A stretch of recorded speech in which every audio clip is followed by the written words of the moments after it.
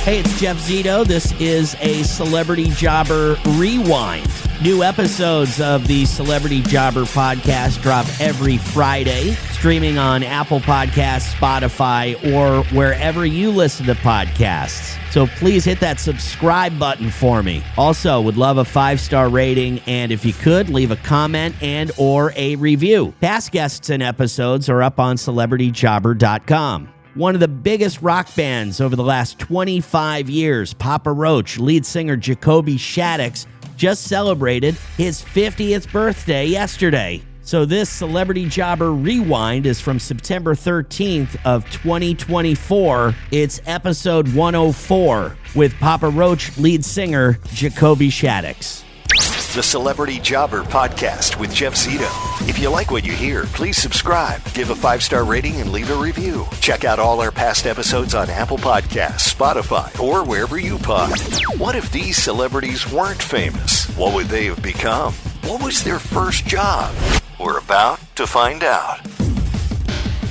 So, listen, Jacoby, thanks so much again for doing this last minute, because I got some, email from some of your people. They were talking about Suicide Prevention Day being on September 10th, and then, of course, Suicide Prevention Week, the whole week. And something very near and dear to your heart that I just wanted to touch on quickly before we get into it a little bit later on was the Suicide Prevention hotline I see that you and Carrie Underwood are promoting. Yeah, we're just letting people know. We want to let people know that there's help out there, and it's as simple as dialing 988, and it's mental health emergency hotline. Anything you're struggling with, there's going to be somebody else that's on the other side of the line that picks up and just listens and hears you out. And I think that's super important for people to know. It's like, when a car crash happens, what do? You call 911, right? Right. Well, dude, when that life crisis happens, and you don't have people around you that you feel comfortable in accessing, and you just need to talk to somebody, hit 988. It's that's why we're here, spouting it off, letting people know. So, Jacoby, this is something near and dear to your heart because, all of us, everybody listening has had to deal with some kind of mental health issues sometime, somewhere down the line in their life. Me, most recently, COVID. That was something that, you force somebody to stay in the house and you can't do this, you can't do that. You're second guessing your life, and it gets kind of depressing and lonely, I think that's where I think a lot of the mental health issues can spin out really in a big way is isolation and loneliness. And I think that, as humans, we're meant to be in community, in fellowship with our brothers and sisters out there in this world and living life and doing life face to face. And I think when you got community, you have an advantage, you have an edge. You know what I mean? But yeah, man, when we get sequestered away in our own little box and we just start isolating, it's not a healthy place to be at all. No, not at all. So, Jacoby, Papa Roach, congratulations. Here we go. I don't want to guess and say has it been 25 years? Has it been over 25 years? Oh, over 25 years. Yeah, we started the band in 1993. Wow. Had our first real breakout commercial success in late 99, 2000, and we've been full tilt boogie ever since. Wow. And we started the band in high school. I was just we watched Green Day and Deftones from the Bay Area and Sacramento doing it, and we're like, if they can do it, why can't we do this? Right. In 1993, I was just graduating high school at the time. In 1993, big fan of the Deftones. I am as well. So tell me, you're born and raised in Sacramento, and I hear earlier on in life, maybe you didn't remember, but you had from some humble beginnings. You were. Oh yeah, well, I'm not born and raised in Sacramento. I'm born in a place called Mariposa. I got an interesting, young life. My father was a Vietnam veteran. My mom was a hippie. They disconnected from culture, and wanted to live up in the high country and just live off the land and be hippies and be free. And, so the first year of my life, we were straight homeless, you know what I mean? And then it was, in a van, Then we lived for a year in a teepee. This is no lie. This is no BS. We lived for a year in a tent. My dad was working as a tree topper with loggers. And my mom was like, I was coming up on the age to start kindergarten. And my mom was just like, we got to stop. We got to go start a real life now, so our kid can go to school. And so then it wasn't until I was 5 years old that we lived in a proper, our own little home kind of thing. And, I think growing up like that, it was pretty interesting. I didn't grow up with TV. I didn't have TV till I was 10 years old.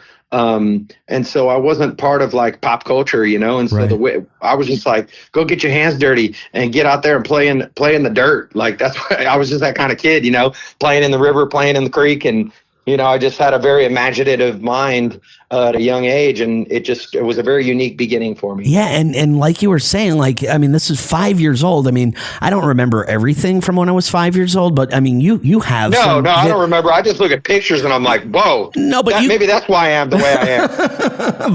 but you definitely have some vivid memories of those times, right? Oh yeah, dude. Literally we would shit in a trench that my dad dug outside. And then he would just kick, we'd kick the dirt over on top of it and move to the next, you know what I mean? Oh man. And we bathed in a river. My dad dammed up this part of the river, and we bathed in a river. We had a little spot we did, and that's just, So how many brothers and sisters? I had one brother at the time. Okay. And so myself and then my younger brother, Trevor. And then finally my mom had it was just, my dad would disappear. He was a Vietnam veteran and sure. Came back from Vietnam with some pretty heavy issues and never really dealt with them, and was big into partying, and he would go disappear and go partying with the Native Americans out there in Nippanawasi and Awani. And yeah, man, my mom just kind of had enough, and she's like, we got to move on. And that was pretty traumatic for me, coming from a broken home at a young age. And, just that chasm, I just had this deep, dark brokenness in me from a young age. And, I carried it with me for a long time, but thank God I found music as a healthy way to just come to terms with it, and then have children of my own to break the chain, break the cycle. And just hearing you talking about that, how it was a traumatic time in your life. And the first thing I'm thinking about is the song. You wrote a song about that time in your life. Celebrity Jobber, the Celebrity Jobber podcast with Jeff Zito. So mom, kind of the rock of the family at that point in time? Was she Oh yeah. Tell me what she did. What did she do for work? Absolutely. She was she got her degree in the pharmacy, and so she was a pharmacist. So she would work in compounding and do that. And then eventually she had met my stepdad, who worked at the same store, and his name is Bill Roach. His father and his grandfather are the men that we named our band after, Papa Roach. And he came in as my stepfather, and I was a terrible stepson. Right. I was, dude. I was just I remember I was just it was really hard to let my walls down and let him in. And he pressed in and was good to me and took care of me and loved me like his own son. And eventually, all those walls started to fall down for me. And I found he's my dad. That's awesome. Bill Roach. That's my dad. That's the dude who shows up for me. And love him to death, man. Thank God I got him. Shout out to the stepdads out there listening. Shout out to the stepmoms. Shout out to the blended families. Sometimes it's we got to just take what we got and do the best with it, and that's what my family did. Yeah, they're not all evil stepmothers and stepfathers. No. And just like you mentioned, Bill Roach, see, 25 years in this business and talking with you over the years, had no idea. So this guy came into your life and, made such an impact on your life. Maybe you didn't know it at the time, but you figured it out over time. Oh yeah, he taught me, he gave us some stability, because it was just just rocky and just struggle bus for a long time. And he came in and really brought some stability. And as a young man, he taught me about hard work. He instilled that you go start your own business. When I was 14 years old, I started my own lawn mowing, car washing, babysitting, wheelbarrow, will travel business, jack of all trades. Yeah. What do you know? call, what do you And call, what do you call that? If you had to make a business jack of all card? trades, dude. Jack of all trades. That was my name. That was the name of my business. That is awesome, man. So you're 14, you came up with that. Yeah, did that, and then hustled my neighborhood and did that for years. And then I had an interesting job. I worked in a daycare. My mom ran a preschool, and she had a friend up the way that ran a daycare. And so I got certified in CPR and all that stuff. And at 15 years old, I worked in a daycare for like a summer, that's totally wild. But I'm great. I was great with kids. You know, I had a little brother at the time that was like 12 years younger than me. Right. So I was very familiar with babysitting my little brother. So my mom was like, "Oh, you could go work up there." And then I had enough of that, and then I was like, got a job as a dishwasher. Yeah, that happened. Yeah, we all got one of those, right? I said the dishwasher job was you know what the thing is, man? Like, I always enjoyed my work that I did because it wasn't. I had no problem like just getting my hands dirty and handling my shit. You know what I mean? Like that was never the problem. Like, oh, I'm above this job.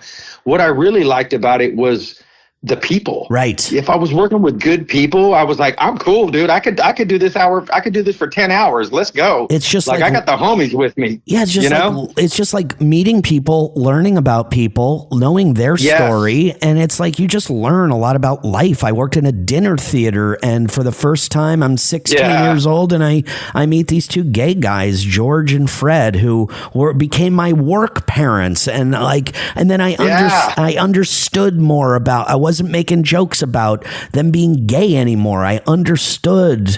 You learn about the world through people. Man. The Celebrity Jobber Podcast with Jeff Zito. Celebrity Jobber. Tell me about music, Jacoby. When does music enter your life? So I was a fan from when, I was like in the front yard with the wiffle ball bat, fake air guitaring, from when I was real young.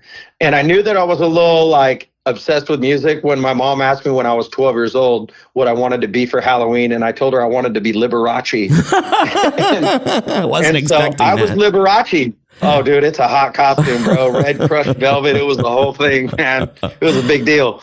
But yeah, man, when I really was wanting to chase after it, I was 16 years old. And I met my drummer, Dave Buckner. Yeah. He and I had this wild idea of starting a band. And he was a drummer. I was a drummer. We put our drum sets together, and then he was better than I. So I went and I bought a bass guitar. And so I started playing bass. And then my bass guitar got stolen out of the back of my truck. And I was just like, man, what gives? Dave was like, dude, just be a singer, man. This other kid he could play bass. He's got a setup. And so then we started playing, then I started singing. And then right after that, we got Jerry Horton in the band, and then Tobin joined the band. And that was 1996, right, when it was all the core members. And that was we went into the studio and just started chasing that dream. Right. And developing this sound and experimenting. I made all my creative mistakes within this band, Papa Roach. All the things I can't, you want to sweep under the rug because they're just terrible creative ideas. Right. I did them in Papa Roach, and you can go listen to them, and some of them are absolutely horrific, but it's you got to start somewhere. You do.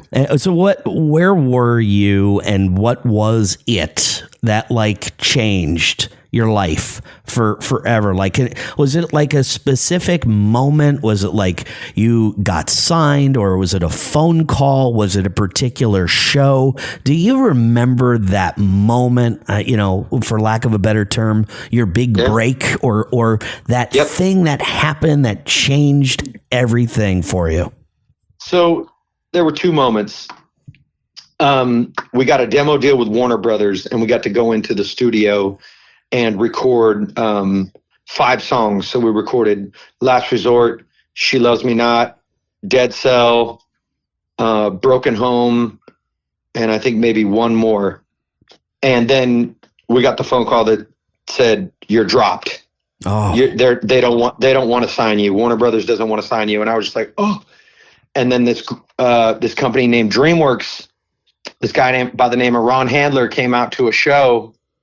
And he started coming out to a few of the shows, and he was kind of courting us. And I remember we finished up a show at it was called Slow Brew in San Luis Obispo, and we were standing around outside in a circle, and it was us and our manager and my wife, who was my wife at the time and still my wife, was there with me, and we were all standing in a circle, and Ron was just pretty much like, Ron Handler, he's pretty like, all right, guys, well, what do you think? You want to do this? You want to be on DreamWorks Records? And we're just like, fuck yes. Like, we are all about it. We love what your company is about. We love what you're about. I mean, this is Lenny Waronker and Mo Austin. You know, these guys were the guys that were signing like Jimi Hendrix and Janis Joplin. Wow. You know what I mean? They're that iconic. These guys were the heads of that company, and they were co-signing what we were doing. We're like, yes, we want to be part of what's happening at DreamWorks. And that was just like, for us, just life-changing, so inspiring. It injected so much hope into what we were doing, because, you know, when we did it for 7 years before we had a record deal. Right. You know, and so it was like, the grand illusion only lasts so long. You know what I mean? Right. Before, you know, you start to lose hope. And, you know, luckily they came in and gave us a deal, and just, it changed everything for us. So you meant you kind of alluded that there was maybe a second moment, because you seemed like you were really quick to say that story about getting signed to DreamWorks, but correct me if I'm wrong. It seemed like he had one more. You were like, yeah, there was a couple. Was there another one that you think of that where we made it, where we were just like, oh fuck, right? So here we are. It's going to be the year 2000. You remember when everybody's like, oh my God, the Y2K bug. We're freaking out. We thought the world was shutting down. Yeah, remember? Because we like to do that to ourselves, yeah. Us humans. You know, we love fear for some reason. Right. So MTV invites us to perform New Year's Eve in Times Square. And I'm just going, heck yeah, dude. If shit's going down, I want to be in the middle of this motherfucker. Let's go. Right. And so we show up, we perform, and then we are standing out in the middle of Times Square, counting down with the world. Oh, wow. This moment. Yeah. And it was just like right on New Year's, and it was the best party of my life. We had so much fun, and the world didn't stop, and everything kept on rolling, and everybody was having a blast, and it was all good. And talk about national exposure, you know, MTV New Year's Eve, and then Times Square, New York City. I mean, Papa Roach at that point becomes a household name from being on MTV and TRL and all that stuff. But I mean, instantly now people are recognizing you. It had to be. I mean, is that weird? Like going from a regular guy that's just, you know, a regular guy, where you see a buddy at a mall somewhere and then everybody notices you. Is that hard to kind of deal with? Is that like anxiety? Does that, you know? It would just, the only time it would get weird is when we would get like mobbed by people. And that was like strange to me, you know, and, but that only happened for so long, you know what I mean? And then it was like, it kind of died out for us, and we're like, okay, cool. Like I have the type of fame where it's like, I'm famous. I'm like Elvis Presley at my own rock show. Right.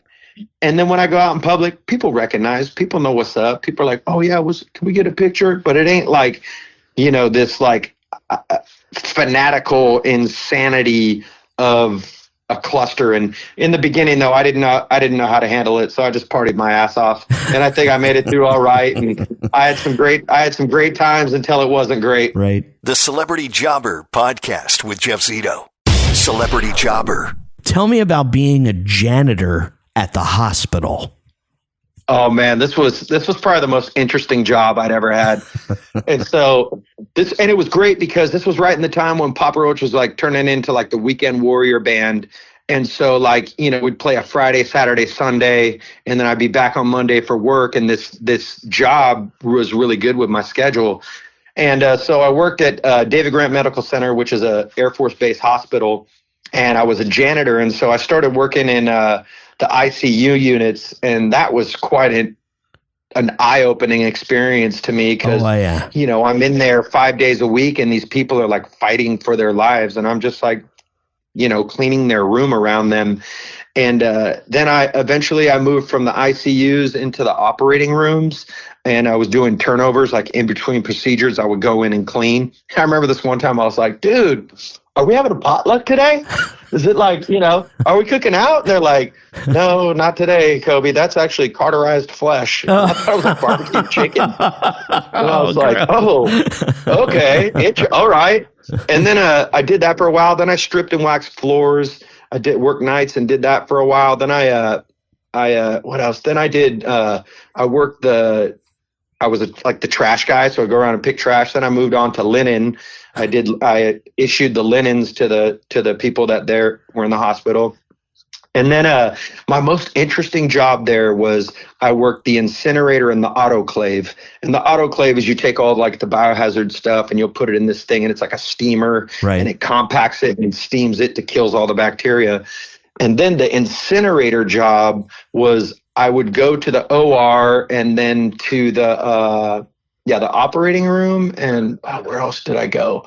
The OBGYN, and then I can't remember the last place, but yeah, I'd pick up these boxes, right? And I'm like, I would burn them. So I'm like, I'd shake it and be like, I wonder what body parts in this thing that I'm about to, burn. Man. Yeah. So it was an interesting job, man. And so that was like, odd job, but a cool job. I mean, you ever think about like Papa Roach? I mean, obviously when you're in the band and you're young, it's what, I guess you call the convenience of being young, because you're not thinking like, well, let's see what my backup plan is going to be if this rock and roll thing doesn't work out. I'm sure somewhere though in the back of your mind it was like, it is kind of a dream, and it is like, I don't want to say 1,000,000 to 1, but it kind of is. So at any point in time were you thinking, all right, if this band doesn't work out, I'm going to do what? No, never, not once. Right on. I was so wrapped in the grand illusion of this thing that it was like there was nothing else. It was like I was just so hyper focused on it, and so were the guys in the band. And it's very rare to have like a core of people that really are like, we're all pressing towards the same thing, because we didn't want to go back to, I could like be a manager at, and run one of those companies and do that. Like eventually, I could, but that was not in my focus. I was like, this rock and roll thing is it. Wow. Like it was just no other way, no other option. And were your parents like musical? Like, where did you get it from? My mom was not musical. My stepdad was not musical. My dad wasn't musical. My grandma, she was a chorus line singer. Okay. And my great grandfather was in the pit orchestra for the Marx Brothers. Oh, wow. And so, yeah, he played jazz. Yeah, he played jazz. He played in the pit orchestra. He played drums. He played clarinet. He played piano and saxophone. And so he would tour around with that. And so I think that kind of in the family bloodline is where it lies, I guess.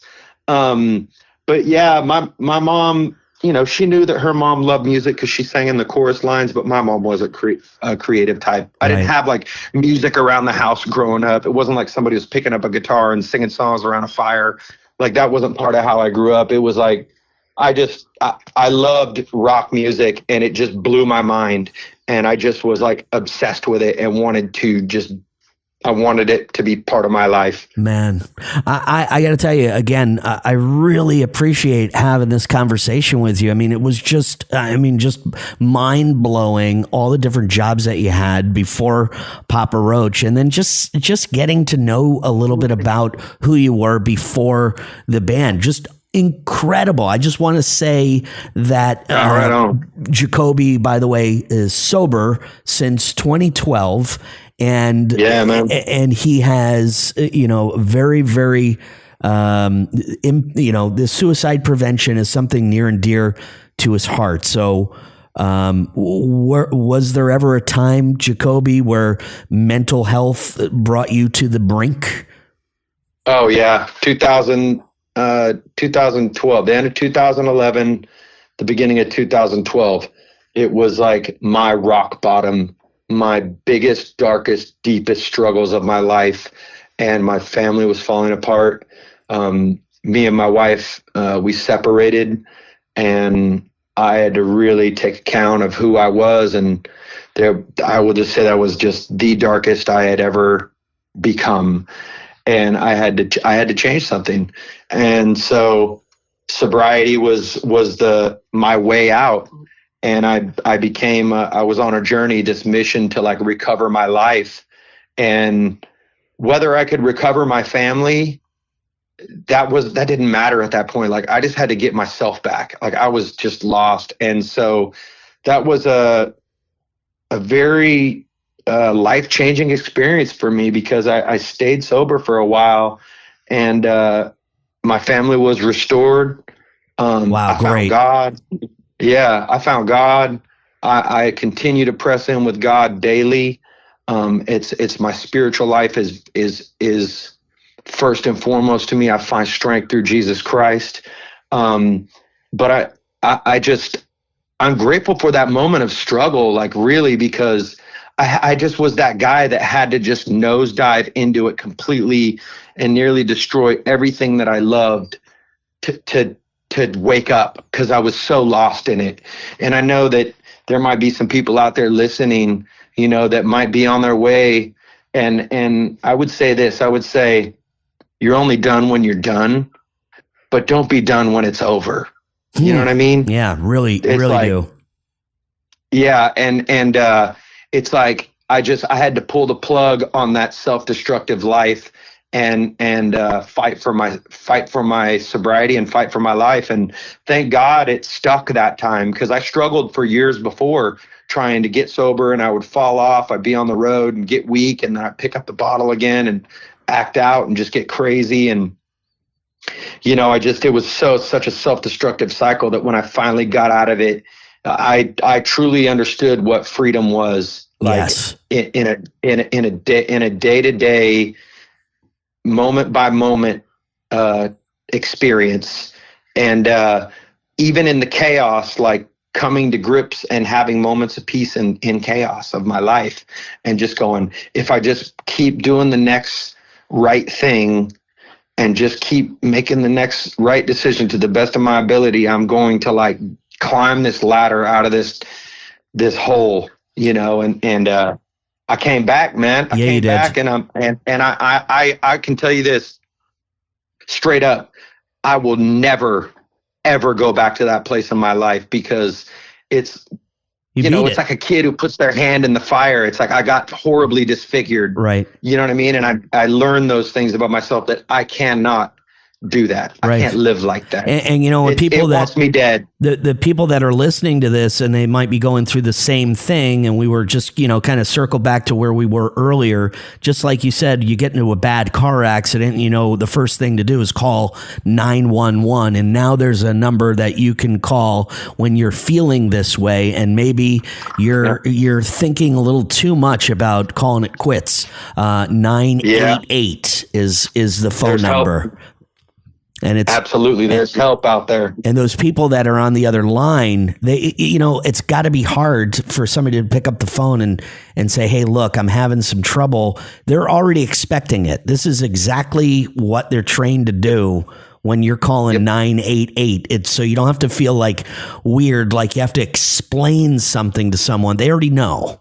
So I think that's what's really helpful. And this is anonymous. You know what I'm saying? Yeah. It's anonymous. They don't even have to know just call. Just you know call. What I'm saying? Right on. You don't have to tell nobody about it. You know what I mean? It's like, and that's getting help is very personal, and it's very bold, and it takes a lot of courage to go, I need help. Right. You know what I mean? And I encourage, if there's somebody out there that needs it, please don't hesitate. Awesome, man. Jacoby, do your friends call you Jacoby or Kobe? Which one? Both. Don't call me late for dinner. I got you, dude. It's been a real pleasure, man. I thank you so much for taking the time out, and good luck to you the rest of the way. It is cool to be rapping with you, Jeff, and knowing that it's like you've been in this business the same amount of time as I have. Yeah, it's been cool kind of following your career. Like it's pretty cool. Like when you it was like Blink 182, Papa Roach when I first got into this business and kind of following your career the entire way. It's been a lot of fun. So good rapping with you. You too, dude. Take care. Man, what a cool guy. Didn't I tell you? I loved some of the stories. Humble beginnings, living in a tent. His mom was a hippie. His dad was a Vietnam vet. He came back. He was, had some problems, had some mental issues from fighting in Vietnam. Mom finally had to be the rock of the family. But I think one of the coolest stories, and I had no idea, was his stepfather, Papa Roach. I mean, that's where he got the name of the band from, his stepfather. And as Jacoby said, not a great stepkid. I was not a great son or stepson growing up, but he really, really gives it to this guy who came in, married his mom, and became his stepdad. And I was so impressed by that story and how much respect he had for his stepdad. Named the band after him. Wow. So I told you in the beginning of this podcast that I was reading about Jacoby, and before he was in Papa Roach, he worked as a janitor in a hospital, which he did talk about, but there were so many other jobs that he did. I thought it was incredible. Not to mention, kind of an entrepreneur, Jacoby. He had, what was it? A lawn mowing, a landscaping, a babysitting, jack of all trades is what he called himself. I had no idea. I mean, this was pretty impressive to me. That's some business with all those different things. Like, well, what did you call it? He's like a jack of all trades. That's what I called it, man. He was younger. It was, rock or bust, no backup plan. That's like, we talk about with some of these guys that hit it big when they're younger.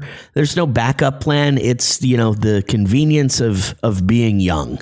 You're all in and you don't care about the future. You're living in the now. And basically, that's the story that Jacoby Shaddix from Papa Roach gave. Man, just loved talking to this guy. I love seeing him every time I see him, but he's just the coolest guy. He's the same guy you heard today as he is in person. So anyway, happy 50th birthday to Jacoby Shaddix from Papa Roach on this Celebrity Jobber Rewind, episode number 104 from September 13th of 2024. You can check out all past guests and episodes up on celebrityjobber.com. And please hit that subscribe button. Would love a 5-star rating. And if you could, please leave a comment and or a review. New episodes drop each and every Friday. This week's guest, celebrity chef Tyler Florence. I'm Jeff Zito. I'll see you then here on the Celebrity Jobber Podcast.